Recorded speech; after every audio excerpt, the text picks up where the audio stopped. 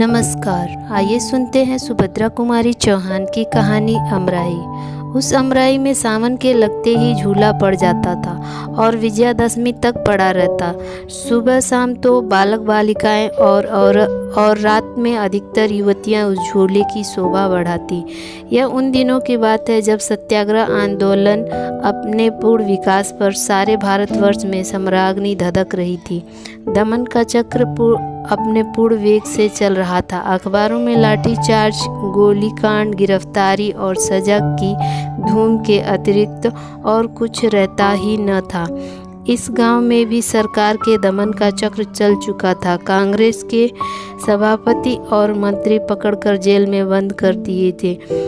इस दिन राखी थी। बहनें अपने भाइयों को सदा इस अमराई में ही राखी बांधा करती थी। यहाँ सब लोग एकत्रित होकर त्यौहार मनाया करते थे। बहनें भाइयों को पहले कुछ खिलाती, माला पहनाती, हाथ में नारियल देती और तिलक लगाकर हाथ में राखी बांधते हुए कहती, भाई इस राखी की लाज रखना, लड़ाई के मैदान में कभी पीठ न दिखाना।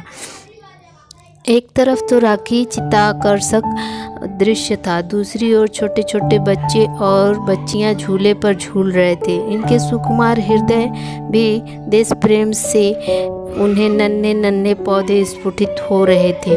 बहादुरी के साथ देश के हित के लिए फांसी से लटक जाने में भी वे शायद गौरव समझते थे।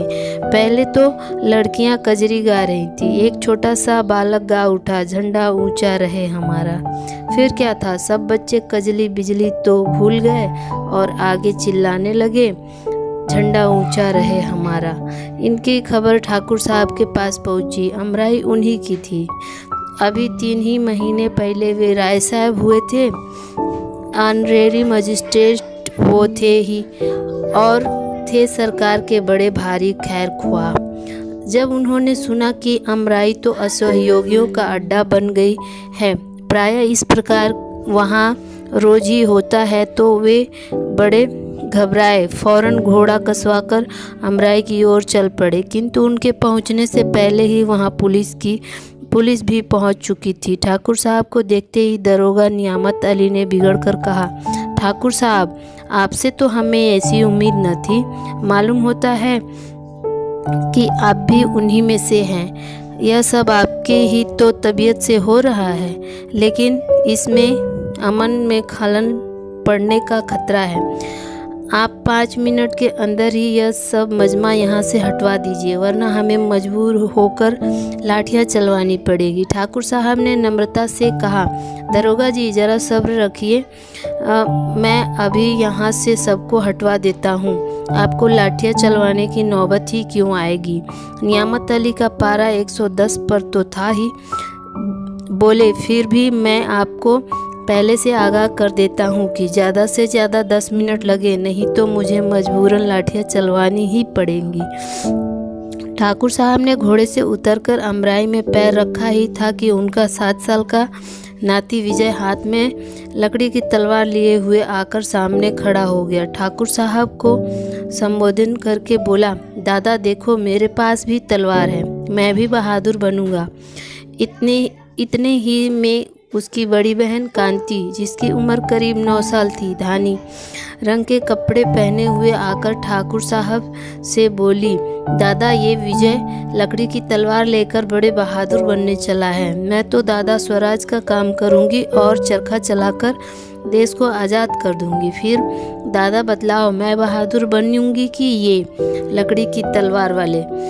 विजय की तलवार का पहला वार कांति पर हुआ। उसने कांति की ओर गुस्से से देखते हुए कहा, देख लेना, किसी दिन फांसी पर न लटक जाऊं तो कहना। लकड़ी की तलवार है तो क्या हुआ, मारा नहीं तुम्हें। बच्चों की इन बातों में ठाकुर साहब क्षण भर के लिए अपने आप को भूल से गए। उधर 10 मिनट से 11 होते ही दरोगा नियामत अली ने अपने जवानों को लाठियाँ चलाने का हुक्म दे दिया। देखते ही देखते अमराई में लाठियाँ बरसने लगी। आज अमराई में ठाकुर साहब के घर के भी स्त्रियां और बच्चे थे। गांव के प्रायः सभी घरों के सभी स्त्रियां, बच्चे और युवक त्यौहार मनाने आए थे। उनकी थालियों में राखी, नारियल, केसर, रोली, चंदन और फूल माला से सजी हुई थी। किंतु कुछ ही देर बाद जिन थालियों में रोली, माला, चंदन था खून से भर गई। जब पुलिस मजमे को तितर बितर करके चली गई तो देखा गया कि घायलों की संख्या करीब 20-30 थी। उनमें से अधिकतर बच्चे, स्त्रियां और कुछ 7-8 युवक थे। विजय को सबसे ज़्यादा चोट आई थी। चोट तो कांति को भी आई थी, किंतु विजय से कम। ठाकुर साहब का तो परिवार का परिवार ही घायल था। घायलों को उनके घरों तक पहुंचाया गया और अमराई में पुलिस का पहरा बैठ गया। विजय की चोट गहरी थी, दशा बिगड़ती जा रही थी। जिस दिन वह अपने जीवन का अंतिम घड़ियां गिन रहा था, उसी समय कोर्ट से ठाकुर साहब के लिए समन आया। उन्होंने कोर्ट से यह पूछने के लिए बुलाया गया था कि उनका आम का बगीचा असहयोगियों का अड्डा कैसे और किसके हुक्म से बनाया गया।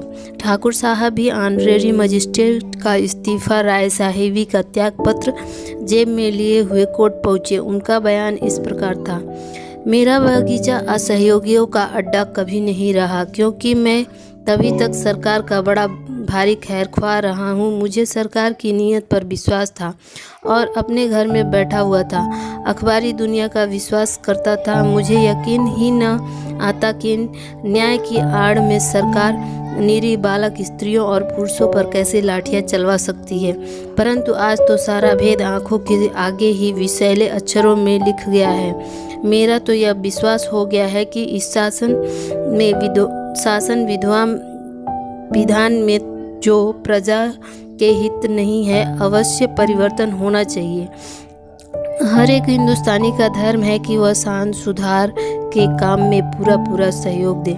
मैं भी अपनी धर्म पालन करने के लिए विवश हूँ और यह मेरी राय साहिबी और ऑनरेरी मजिस्ट्रेट का त्यागपत्र है। ठाकुर साहब तुरंत कोर्ट से बाहर हो गए। दूसरे ही दिन उस अमराई में रोज की ही कुछ आदमी राष्ट्रगान गाते हुए गिरफ्तार होते हैं और 60 साल के बुढ़े ठाकुर साहब को सरकार के इतने दिन की खैरखाही के पुरस्कार स्वरूप 6 महीने की सख्त सज़ा और 500 का जुर्माना हुआ। जुर्माने में उनकी अमराई नीलाम कर ली गई। जहां हर साल हर बरसात के बच्चे झूला झूलते थे, वहीं पर अब पुलिस के जवान रहते हैं और पुलिस के लिए चौकी बनने लगा। धन्यवाद। कहानी पसंद आई हो तो चैनल को सब्सक्राइब, वीडियो को लाइक और शेयर कीजिए।